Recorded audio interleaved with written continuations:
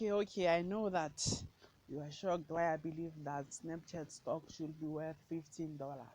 I have my own few reasons why I believe that Snapchat should be worth $15. We've all heard the news this week that US they are considering banning TikTok.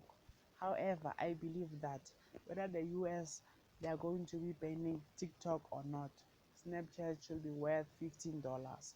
Okay, let's start here. As we stand today, Snapchat has around 229 million users.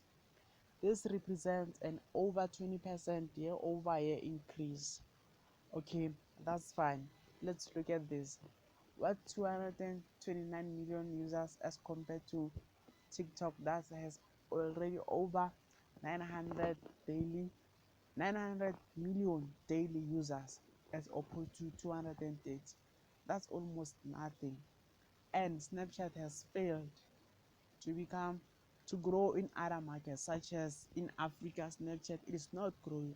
So when you look at TikTok in Africa, it is growing. Almost every kid, almost from someone who's 30-year old, they are using TikTok, not Snapchat.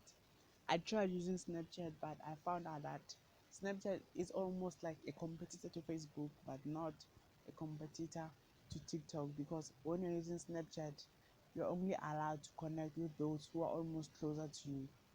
As opposed to TikTok, they just recommend like any training video closer to your location, or you can like just go to the Discover channel and you could see whatever content that thrills you. And in terms of creativity, people that are much more creative on TikTok than on Snapchat. Snapchat is just an app full of filters, which I believe that TikTok has been able to create their own filters. And one thing again, it is that it's hard to replicate TikTok. Snapchat they had stories, but Facebook was able to replicate stories. So now, as we speak today, no one has been able to replicate what TikTok has been able to do in terms of the technology. So that's why I believe that Snapchat should be worth around $15 or even 10. Okay, let's go to my second point. First quarter revenue increased by 44% year over year to 460 million US dollars. Okay, that's fine. We are starting to see a little bit of growth when it comes to advertisers gaining momentum on Snapchat. However, that doesn't mean that advertisers they believe in Snapchat. From what we've seen that before the corona shutdown, there was a lot of momentum in terms of money that companies wanted to spend on their marketing. However, now and since almost each and every country was under lockdown, if a country has 10 million to spend on advertising, we are not going to spend our 2 million on Snapchat when you know that we have Instagram and Facebook and Twitter, even TikTok. Regardless whether TikTok is banned in the US.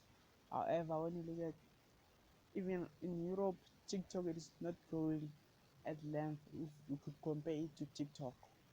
And you know that even in India they've banned TikTok, but Snapchat it has been struggling to grow outside the US as compared to TikTok. TikTok it has been able to grow within 3 years. They've tripled their numbers outside of China.